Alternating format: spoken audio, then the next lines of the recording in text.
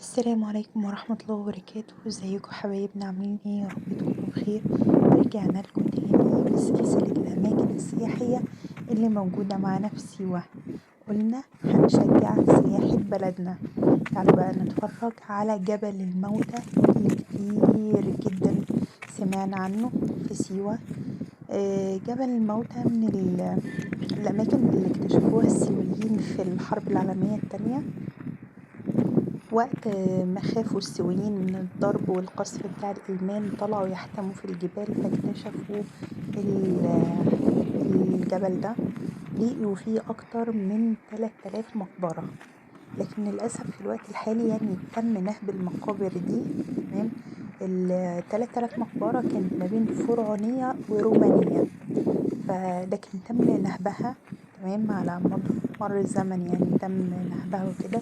مبقاش تقريبا إلا مقبرة واحدة اللي هي مقبرة أمون، ومقبرة تانية كده مش عارفة اسمها ايه حقيقي.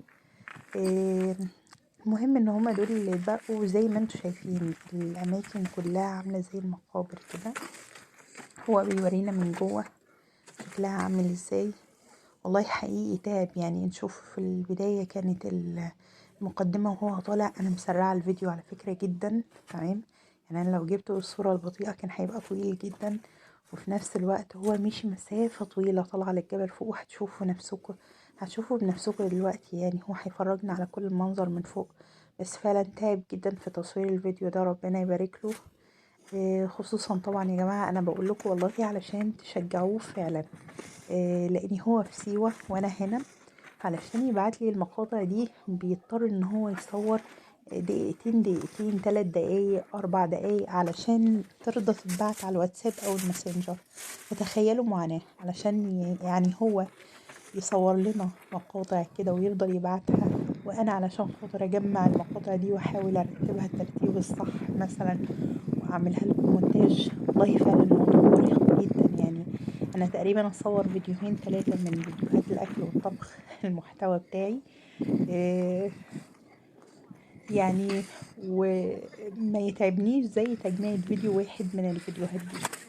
فربنا يبارك له ويجعله في ميزان حسنات ان هو عايز يفرجنا كل حاجة موجودة هناك، ومش هيأثر معانا بإذن الله عشان كلنا نشوف الحاجات الجميلة اللي هناك. بصوا انتوا هتشوفوا دلوقتي الناس في سياحة سواء داخلية يعني من قبل مصريين أو سواء أجانب. تمام، هنشوفهم دلوقتي هيظهروا في الفيديو. بصوا على ارتفاع الجبل، الناس فرحانة جدا بالمنظر الطبيعي ده. مفتقدين الحاجات اللي زي كده، وطبعا ده تاريخ. تمام. هما بيتفرجوا عليه، فموجودين وبيشوفوا سياحة بلدنا زي ما احنا بنشوفها معاهم لأول مرة اهو. عايزة بقى دعوة منكم كده حلوة لزوجي، ربنا يا رب يهون عليه سفره ده وشغله ويرجع لنا بالسلامة العيشة هناك، لأن بالنسبة للي هم متعودين على العيشة في المدينة ويروحوا يعيشوا في واحد سيوة، الموضوع صعب عليهم شوية. بصوا بقى في واحدة من السياح، بصوا بقى منظر الواحة من فوق. كل الحفر اللي احنا شايفينها دي يا جماعة كلها مقابر، كلها علشان كده اتسمى بجبل الموتى من كتر المقابر. احنا قلنا فيه اكتر من 3000 مقبرة. كل الحفر اللي انتوا شايفينها دي كلها عبارة عن مقابر، سواء من تاريخ الفرعونية يعني من وقت الفراعنة او من روماني.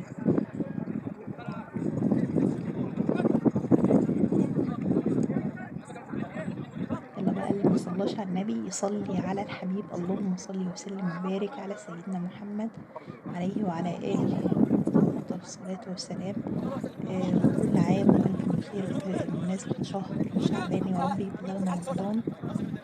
اللهم آمين يا رب إن شاء الله، لا فاقدين ولا مفقودين. بصوا بقى شايفين الناس اللي واقفة على قمة الجبل من فوق. المنظر الواحد بيتوقعه يعني.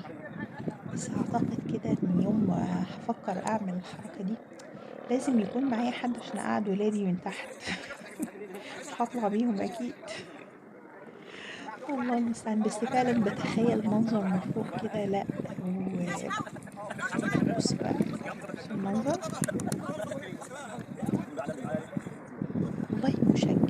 مشجع ان احنا نتفرج على حاجات زي كده. عايزة اقول لكم كمان بيقولوا السفاري، رحلات السفاري في سيوة من الحاجات المميزة جدا اللي بيتكلموا عنها فعلا. الموضوع شيق والله ان احنا نجرب يعني. انا مش عارفة بصراحة، يعني هو زوجي جاله قلب ازاي ينزل كده ويدخل بصوا يعني طب ايه اللي دخلك؟ احنا راضيين على فكرة بالتصوير من بره والله، مصدقينك.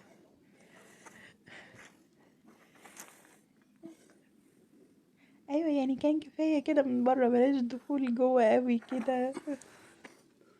لا انا لو رحت حقيقي ما كنتش هعمل الحركة دي، يعني هو قلبه جامد شوية. كنتش هدخل وانزل بصراحة، بس هو ربنا يبارك له عايز يفرجنا كل حاجة من جوه.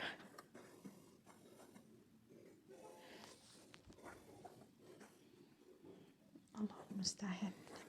والله العظيم الواحد يشوف المنظر ده يعني يتذكر القبر ويقول اللهم هون علينا ضمة القبر يا رب، اللهم ارزقنا حسن الخاتمة يا رب، اللهم امين. علم مصر، علمنا وعلم بلدنا، ربنا يا رب يرفع الكرب عن بلدنا كده ويهون علينا يا رب العيشة إن شاء الله، ويرتفع الأسعار ويهون على كل مكروب يا رب، اللهم أمين. ويرزقنا من حيث لا نحتسب، اللهم أمين. احنا متوكلين على الله عز وجل، والحمد لله الحمد لله تعالى ان رزق العباد على رب العباد، مش على عبد نفسه يعني. الحمد لله. بصوا بقى، والله احنا مهما كان في حاجات احنا بنشوفها.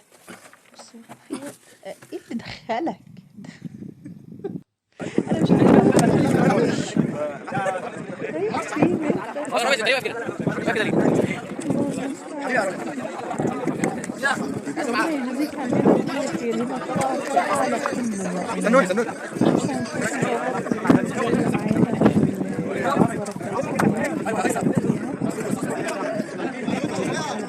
اعلى قمه ان شاء الله. الشاليه جميل جدا، بيورينا بقى من فوق كده والشكل والمنظر. والله ربنا يجعله في ميزان حسناتك. بس انا من هنا من موقعي هذا بقول لك بلاش تخاطر تاني وتدخل الاماكن دي عشان خاطري، عشان احنا فعلا بجد مش انا بتفرج على الفيديو معاكم لاول مره على فكره. ما فتحتش الفيديوهات كتير زي ما قلت لكم، صورها مقاطع صغيره.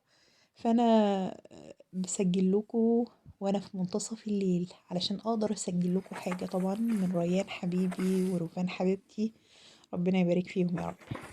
ما تنسوش بقى الاشتراك في القناة وتفعلوا الجرس عشان يوصلكوا كل جديد، واستنوا الفيديو الجاي من سلسلة سياحة بلدنا في سيوة. السلام عليكم ورحمة الله وبركاته.